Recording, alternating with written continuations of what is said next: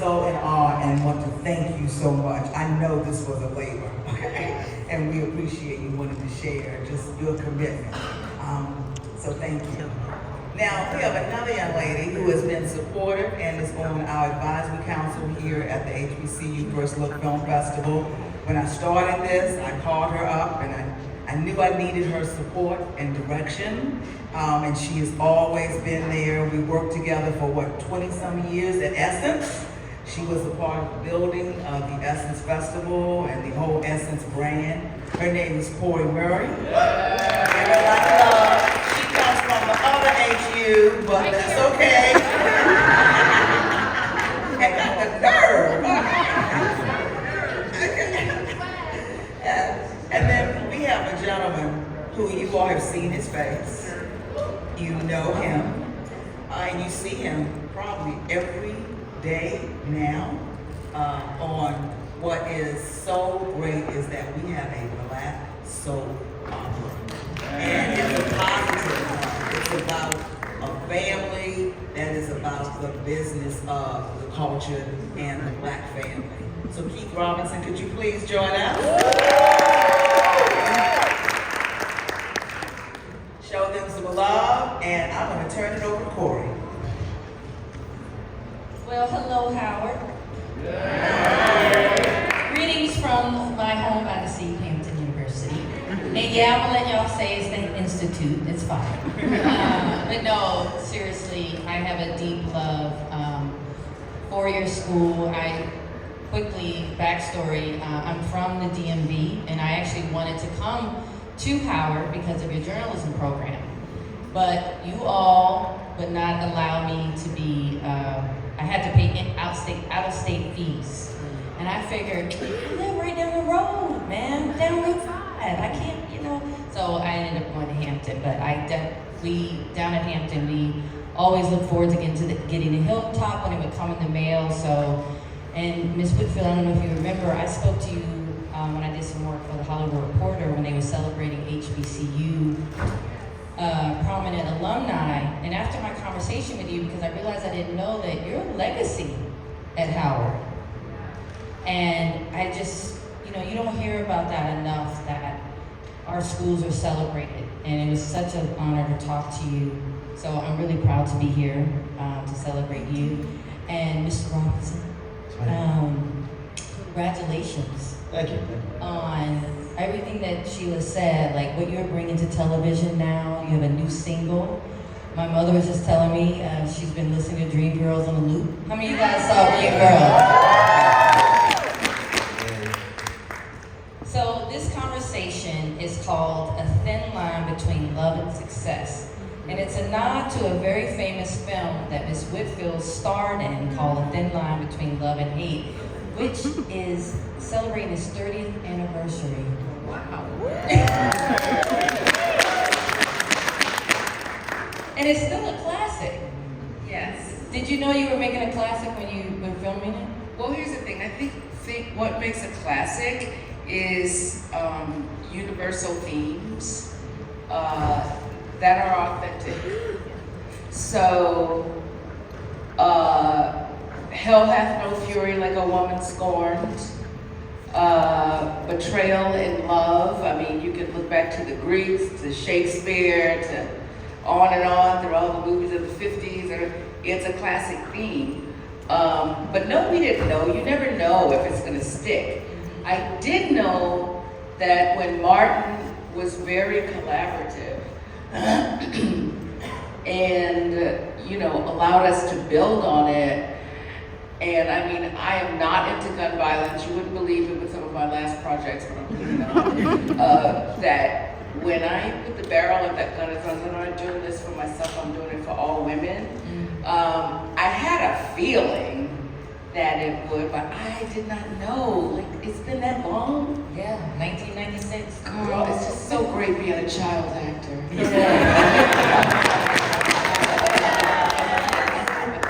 But I'm curious back then because back then Martin was relatively new as far as in Hollywood. I beg your pardon. Martin was in the middle of doing his album. He was on tour. I don't know if all of you know, but Martin owns the Martin Show. He was not a work for hire. So he had hundreds of people depending on him. He had just gotten married. He had already done Bad Boys. So no, it was, he had been hustling all that stuff up for 7 or 8 years and being the owner of the Martin Show and really working on the development with Sam Martin Williams, who's no longer with us, but was brilliant. So no, he wasn't, not to, I think. but he was in the middle of it, yeah. Okay, educate me, thank you. So with the title of this conversation, The Thin Line Between Love and Success, I want to start by asking each of you, what do you love about your work? And I want to start here with Keith. What do you love about what you do? I mean, I love a lot of things. I think I love the love that you receive when you do a project that makes a dent in culture, that affects people. Or I had some students last night that tell me they sing all the Dreamgirls songs in the dorm room. So those things, how it affects other people in a positive way, or makes them want to start a career in the business, or I think that's the thing I love the most about it, is that my work affects so many other people. Okay. What about you, Ms. Whitfield? I love sharing who we are with the world. I kind of love bringing these characters to life and illuminating just what interesting human beings we are as Black people, as Black women, and sharing the complexity. I love being able to present you with human beings that may inspire you, or maybe a cautionary tale about please don't be like that. Please, avoid this pitfall. And it's just glorious. The other thing I love about what I do is after all the preparation and you're ready, and whether it's on stage or in film, and you're in the middle of it, and all of a sudden something happens that you did not expect. And if you're ready for it, if you're ready to catch the ball of the moment, magic happens. And it may never happen quite that way again, but that is, oh my God, I just love that so much. And when you're doing it in film, it's there forever. So all of that, the magic of the storytelling, I just love it. So there's so much to love about it, and there's so much that's a pain in the ass. But the love outweighs, when you're lucky. Well, speaking of the things that are a pain in the ass, excuse me, kids, because the other part of this conversation is about success. So I have a two-part question. So how do you define success? But then also, how has success changed for you over the years? And what you find successful? That's really hard because I'm still, Rhonda knows, because Rhonda's interviewed me so many times, so she's heard me say this before, that I'm still like a kid, sometimes in the candy store, but sometimes outside the candy store. So there's so much more that I want to do, I got to meet Ryan Coogler last night for the first time, I think I could be an intergalactic something.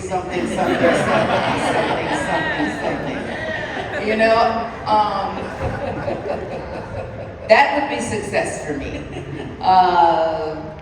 One of my favorite movies that's not Black is Something's Gotta Give with Diane Keaton and Jack Nicholson, which is a love story between people of a certain age where they are not only just have baggage, but they got big ass trunks of history and trying to find their way to love each other. That, to do a romantic comedy like that would be success for me.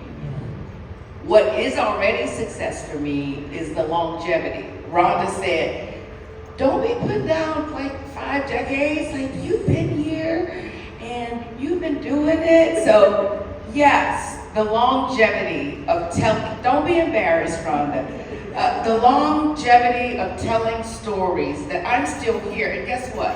That I'm sitting here in this room with people under 25, some of them, and people over, I'm not gonna call y'all out, that I am still relevant. That you still care about me, and that you feel like if I'm doing something, you're gonna be entertained. I just know that because that's what people tell me. That's success to me. Yeah. You know, that is great success. Generational legacy is success to me. And then the story of success is yet to be told, because I ain't got no Oscar, I got an Emmy, but I don't have, I don't have an Oscar. I would love to have one. I would love to at least be in the conversation and work hard. So, there's so much to do. Because I feel like if I sat back and said, well, success for me is the day that I don't care. Because I still have so much. It's not that I don't care. I appreciate what I have accomplished, but I'm not resting on a laurel because there's so many more people now that I can play being, maturing in the business that I couldn't have done 25 years ago. Success will be to keep the longevity going till I'm on the way out of here. All right. Well, you ain't going nowhere no time soon. No, I'm not. No, I'm not. This foot is about to be better right now. Did you give me that fan? I start my physical therapy. I got it. I should have brought my fan back. That's if I was like, bam, bam. I did it, yeah. Keith, in this new role that you have on Beyond the Gates, Yes. I read that it was lightning fast. It was like a fact, sure. I mean, can you talk about it? Like, you had an audition. Yeah, I did. Well, if you stay ready, you ain't got to get ready. Yes. So, let that be my first gem I drop on you. Well, actually, I got a call on Thursday. I was in traffic. I really didn't want to do it because I was like, she never, I was like, it's probably whatever. But I said, okay, I'll put myself on tape. I put myself on tape on Thursday. Now, mind you, this is after 17,838 tapes, so different things, because we do a lot of taping now. And then Friday they called me and said, we like it, we do a screen test. And then Monday I was on the mark in Atlanta saying a 4-page monologue. Wow. What? Yeah. And it was a very emotional scene, and I didn't realize that the character, the character had been played as this super loving, loved his wife, successful, and there's a big scene where it reveals that he had a side baby. So everyone went from loving him to despising him because he appeared to be a fraud, and I got to play the side of the fraud. So I came into a brand new situation on the bad side of a character. So people are like, we love Keith, but we don't like him as this character. He's too small. His head is too small. His accent. And I'm like, wow, I've never been on this side of the disdain because people had gotten used to this character and the fact that the character had turned the corner. So it was a big piece of cake to bite off in 72 hours, but I did, and it's going pretty well, I think. So, can I ask you something? Sure.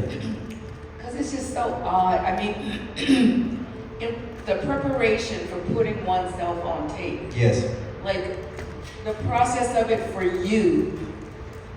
You go into a place, or you do it at home on your computer? I was going into a place, but after a while that became like another bill because in LA they were charging like $85-$100 to put yourself on tape, and if you got 4 or 5 auditions that week to be on tape, you're like, that's a lot of money. you're paying a bill. So I luckily I found a friend of mine who's another actor who had a setup in his home, so I could go down the street and do it with the backdrop and the cameras, and that was my process. In this particular window, for even getting this job. And even when I got the job, the chemistry test was via Zoom in that same place to where Daphne Duplay, who plays Nicole, my wife, we had this super emotional scene, and then there's other people who are on the Zoom watching so the audition process, as you know, has really changed.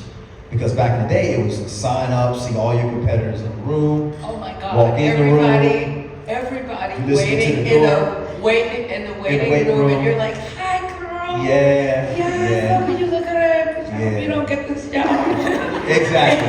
You gotta act light and cool and calm, and then act again when you get in the room, and try not to hear them laughing hysterically at the other person in the room, killing the audition. Yeah, and if you hear them laughing, when you hear them like, oh yeah, the conversation would go long. Yeah. It would be so threatening to like, oh, I don't know if you're gonna like me.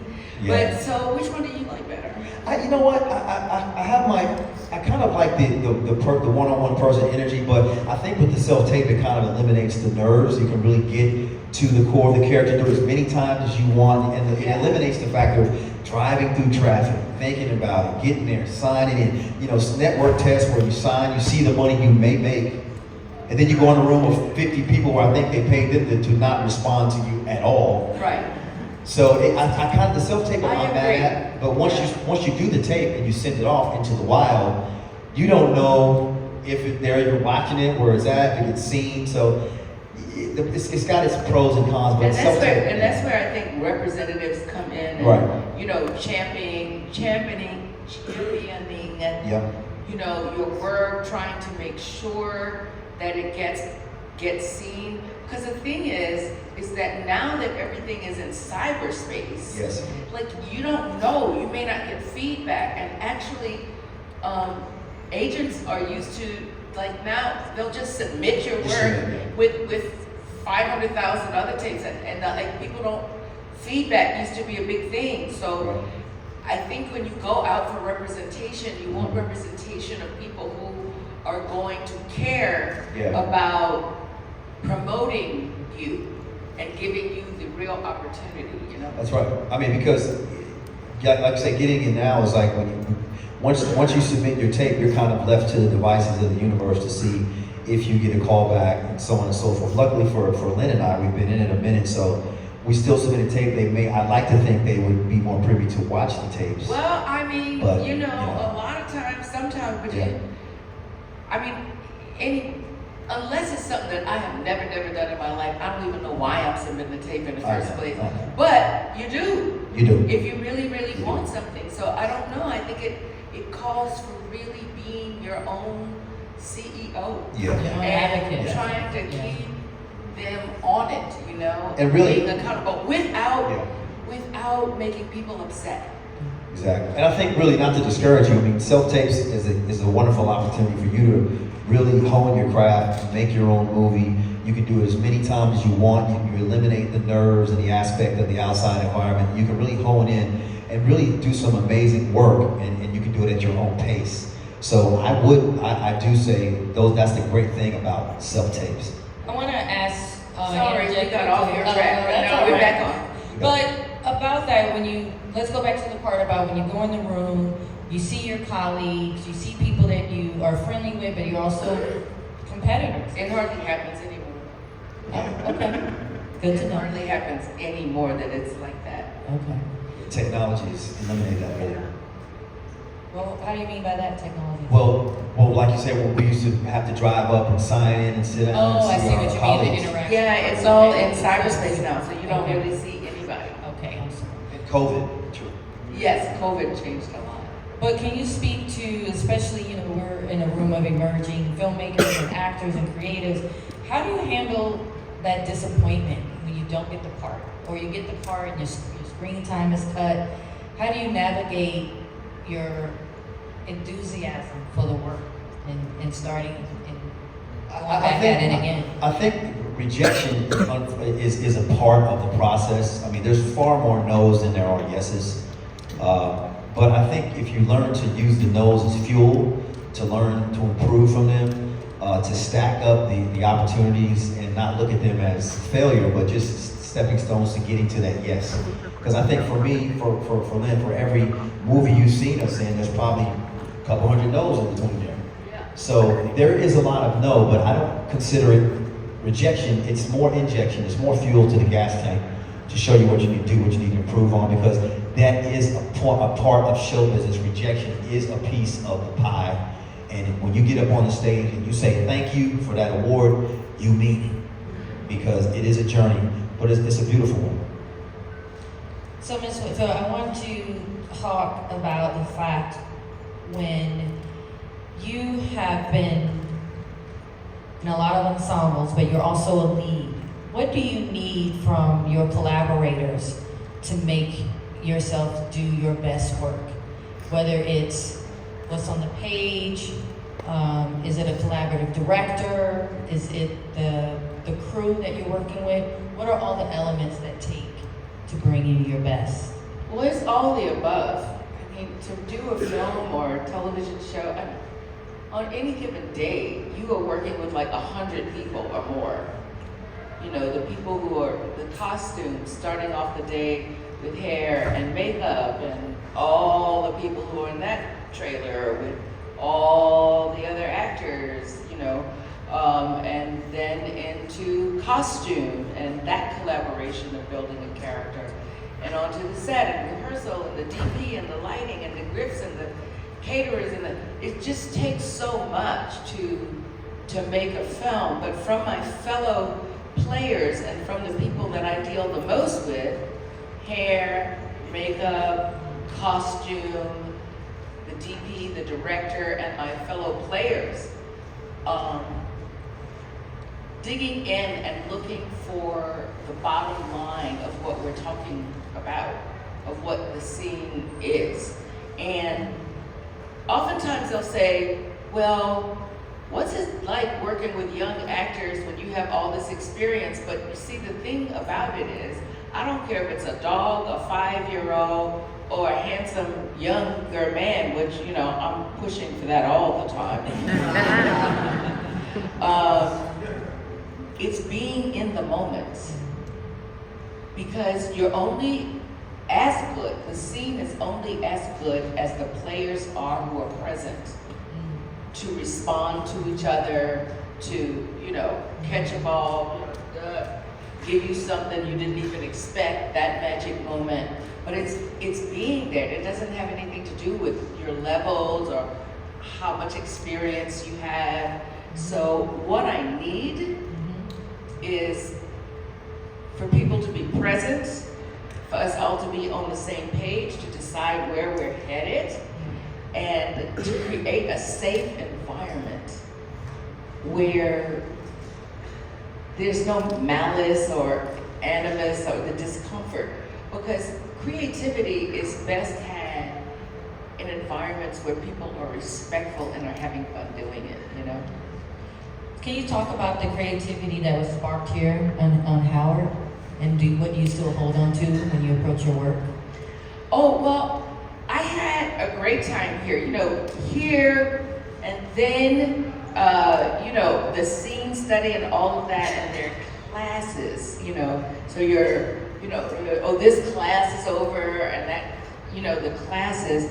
But what it was for me was upstairs you could hear the people rehearsing their piano work, you know, and working on their technique. And you go into a room and there's Laverne Howell and, you know, Lewis Johnson and, you know, people, and knowing that, you know, Debbie and Felicia had been there. People, everybody working on the craft, you know, and it's not really about anything.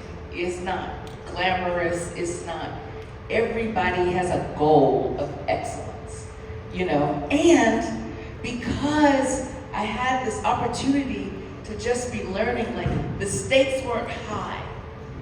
Like, am I gonna get the part or not get the part?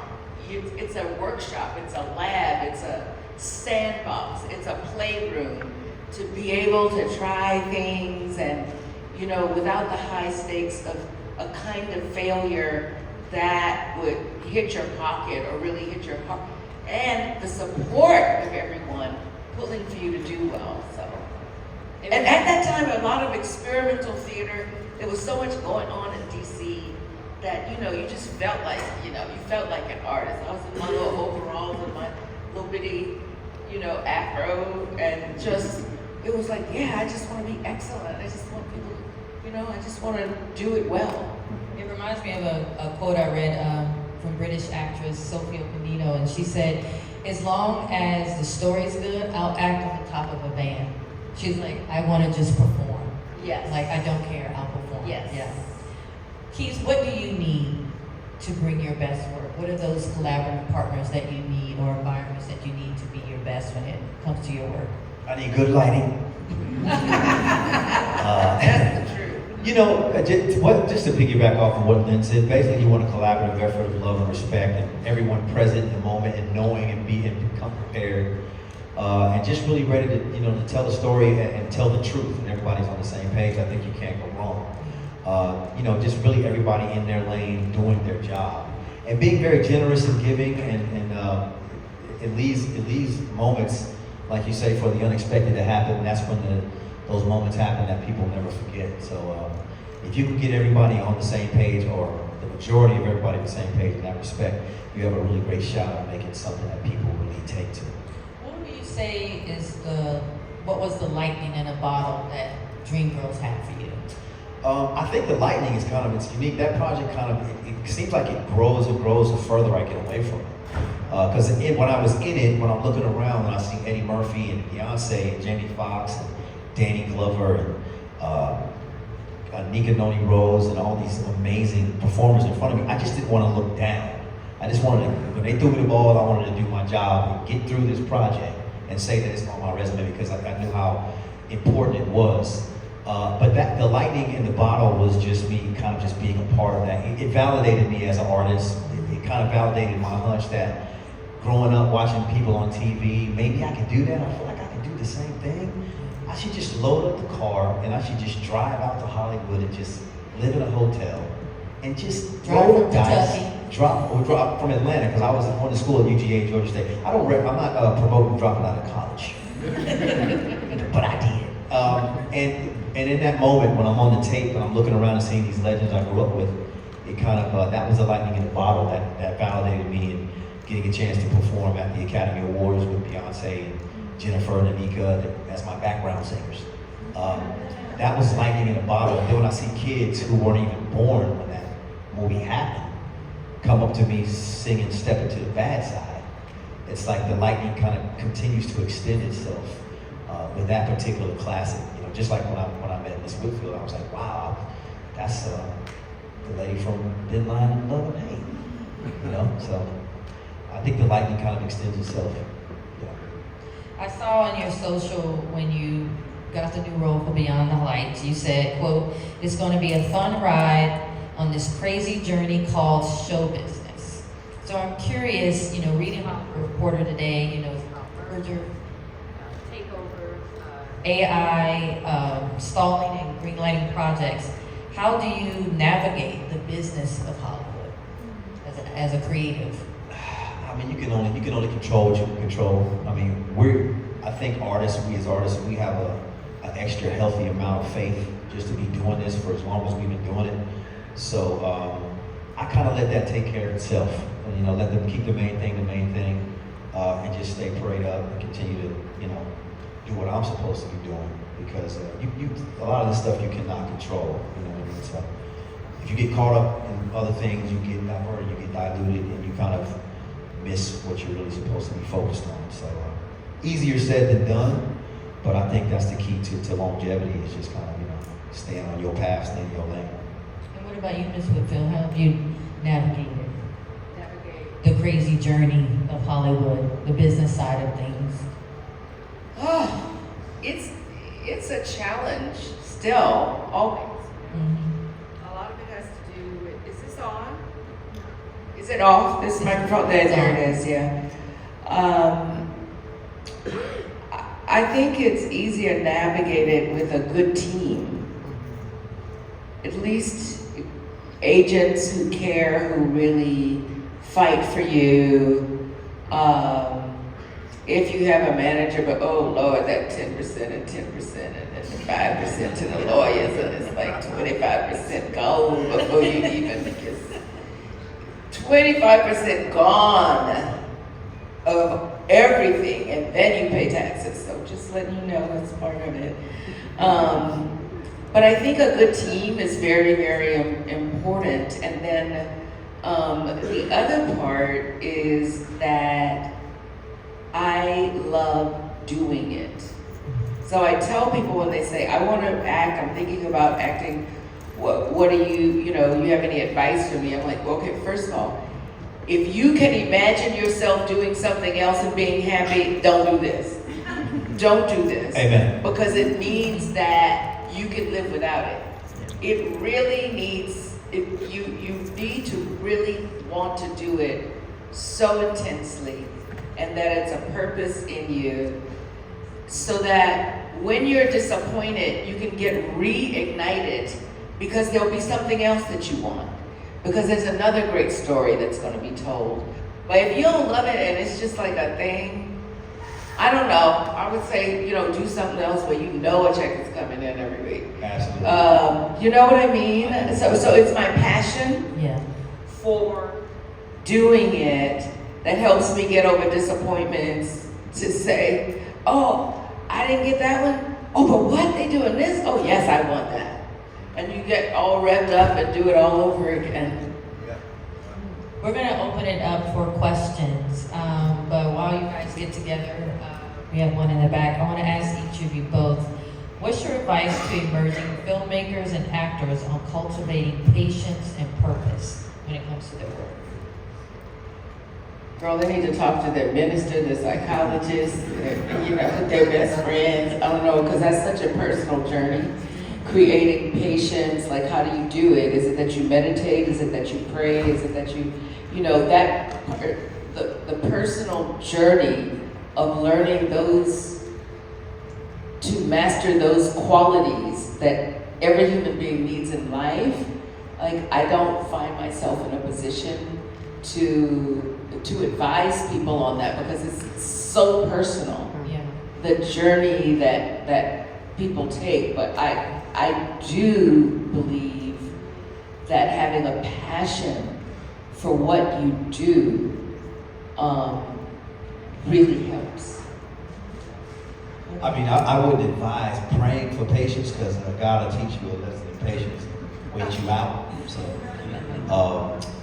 but I agree with Lynn. It is a personal journey as far as how you're able to do that. But I would say just really focus on your craft, on getting really good at your craft, and getting good while you're knocking on the door. Get really good at knocking, and don't give yourself a deadline when you're supposed to make it. It's hard to not compare yourself to the person beside you in this business, but I don't recommend it. Try your best to really stay focused on your journey and just get really good at walking your journey. And the universe has a way of opening those doors and those opportunities for you when you're ready, as long as you're true to your grind. Stay true to your grind, true to your character, your authenticity, and your creativity. And you usually end up in the right place.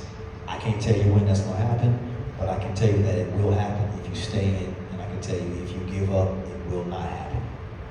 I love that. Get good at it. We have a question in the back. Hi, my name is Kai. Hi. I am a six-time HBCU graduate, as well as a writer for Touchpoints and HBCU Pulse. Before I ask my question, Ms. Whitfield, I've been a baby ever since you were mom with the Dreamgirls, so I love you for that. But my question to you is, over the years you have spent decades portraying women who are layered, powerful, and unapologetically complex. How intentional has that been in shaping your legacy as a Black actress?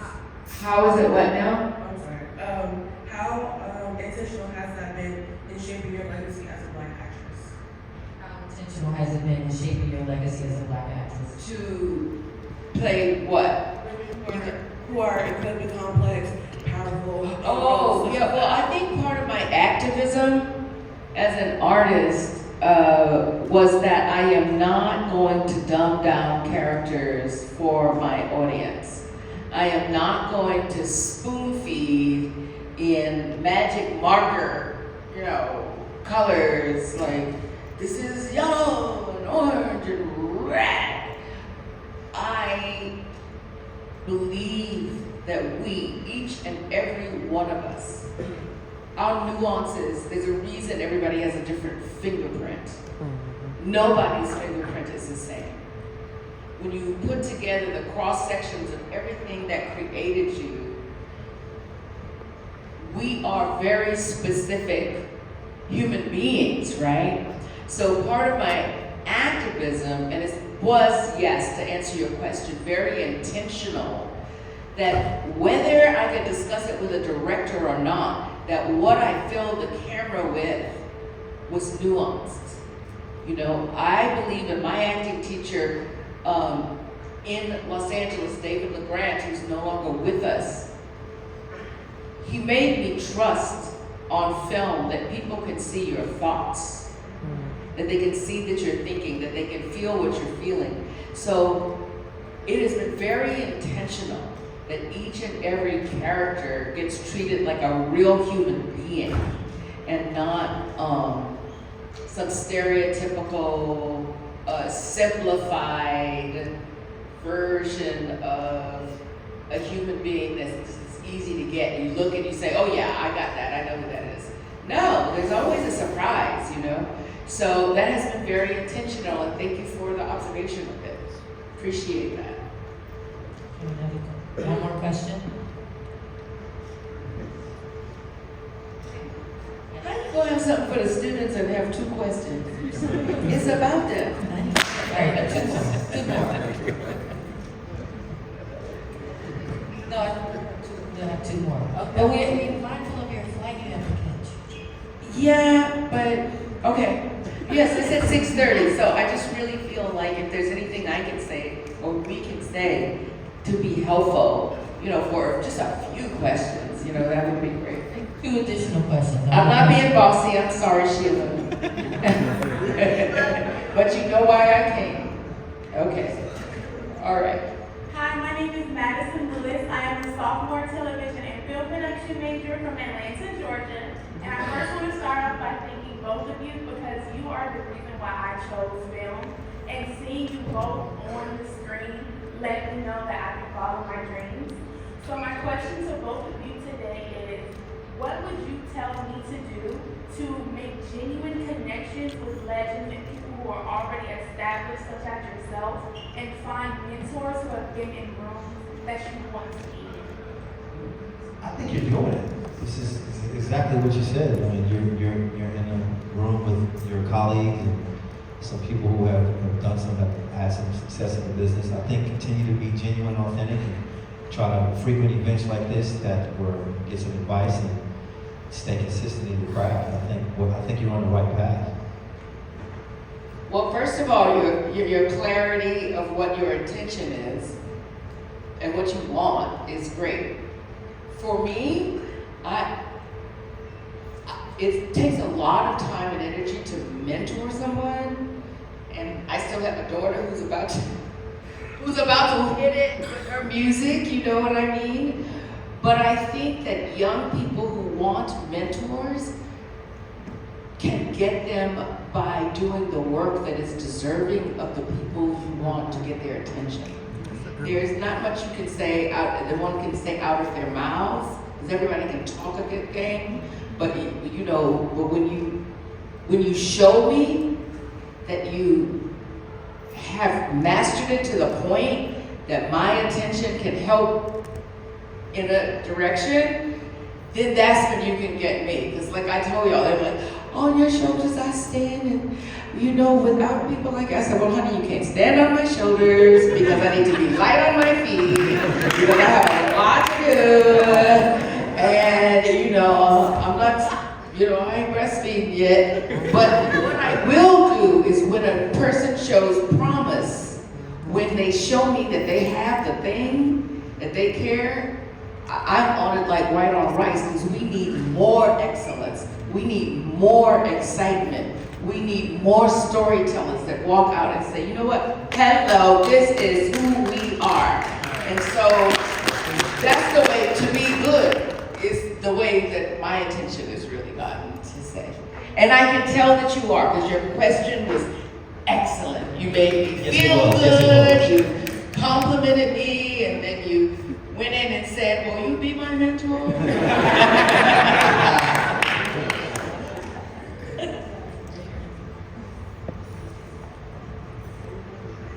Hi, good evening, good afternoon. My name is Naomi Jeffries. I'm a student reporter for The Hilltop. I'm an English from New Jersey. And I wanted to ask you specifically, Ms. Whitfield, you spoke earlier on how important it is for stories to highlight the complexity of Black women. And I wanted to ask you, what sorts of narratives do you think the industry still needs to make room for in terms of portraying our Black women and our Black men as well?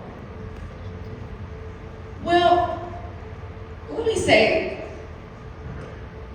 we have incredible senses of humor.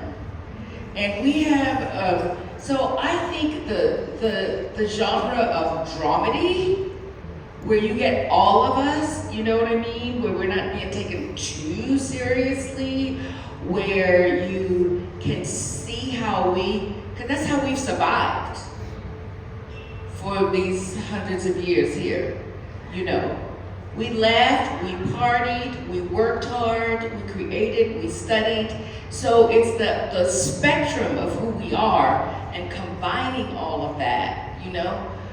Lord Jesus, because I don't need to see another slave narrative where not laughing. I would rather know what they were doing in the cabins where they lived at, because I know they had some good time as they were going through the suffrage of survival, right? So I think that we need to start combining all this stuff, and where dramedy is really important. Look at what Brian Coogler's doing, you know? Taking us to, you know, what do you call it? Realism, magical realism, and all of that, and you know, so I think we need to keep pushing forward in the genres that we express ourselves in. Okay, so, and that, I think writers and all of that, and the kind of scripts that we're, you know, that we're putting forth, I think we can, we stand to take some more changes as writers and communicators, I think. I know there were some questions here that didn't.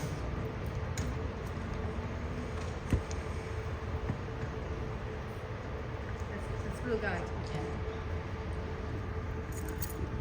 I'm sorry. First of all, hi. My name is Bryce Gibson. I am a screenwriting and animation alumni from Morgan State University.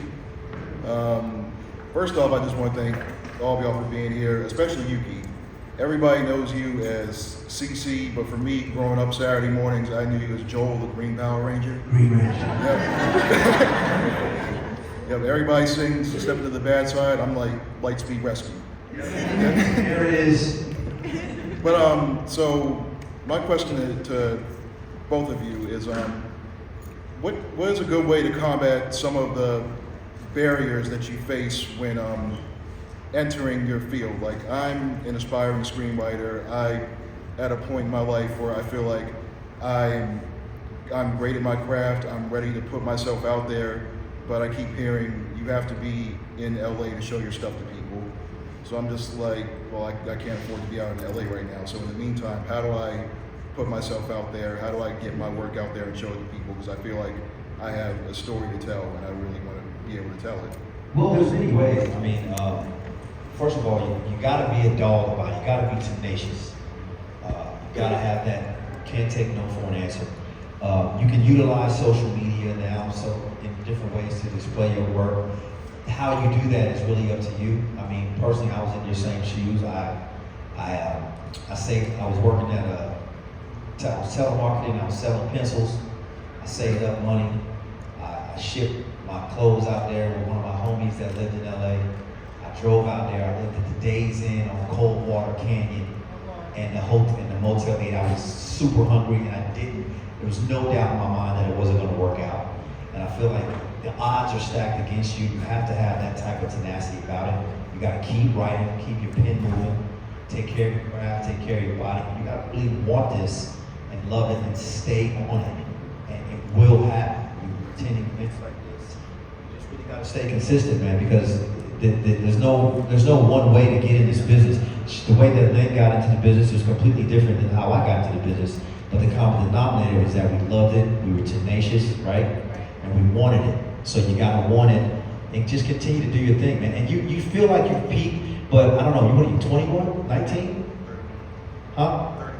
31, you're still super young. I mean, you got time. I mean, I feel like I'm just in my prime. I feel like I'm just now getting to where I feel, you know, at the peak of my craft, and I still feel like there's room to grow, and I'm a little bit older than you.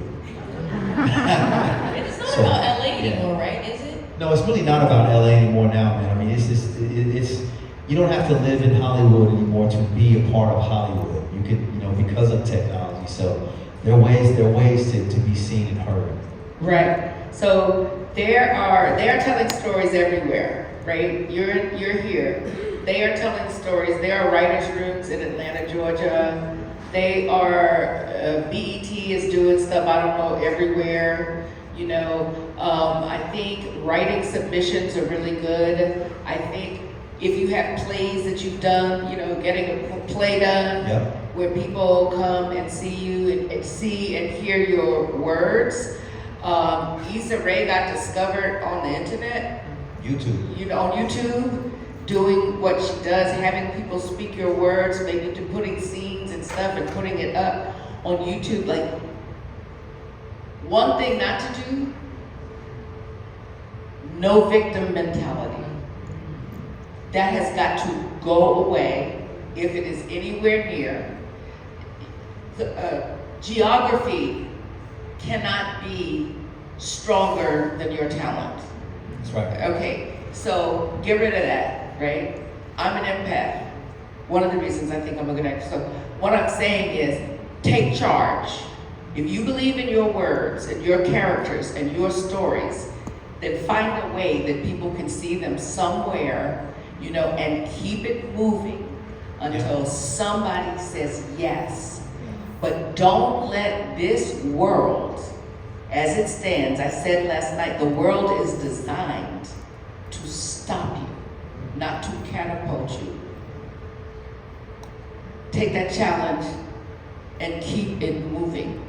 You know, keep it moving. Do make sure that people hear these incredible characters and situations and all of that. And perfect, you have animation. That's perfect for the internet, even if it's the drawings, you know? So keep putting it out there and don't let anybody hurt your feelings to the point that it kills your spirit or your joy for what you know you're supposed to do. Because God puts purpose in us. We don't put purpose in us. I shot a series here last summer, a full 8 episodes, right here, writers and directors. We shot it right here in this city called Conspirators. I don't know if everybody said it, but we shot that here, so it's working. You got a lot of talent in this room. You're a writer. You can connect the dots right in here and You pull one can of the get Howard cameras out. students to do your words, and you can connect with the communications department, and you know, and get it filmed and all of that, and you know, and do your sizzle reel for what you want a story to be about. But you got to keep it moving. No inertia. You know, you got to get up over it and keep it moving. Keep moving, keep talking. Yeah, keep dancing. Look at me. I'm out here doing it with this like little boot on my foot. But please, you know, because I feel your heart. I feel that you want to get it out there. But you got to want to get it out there more than the world says no. Okay, you're welcome. Power Rangers, Lightspeed. Thank you, Ms. Whitfield. Thank you. Thank y'all. Thank you all. God bless y'all. Good luck.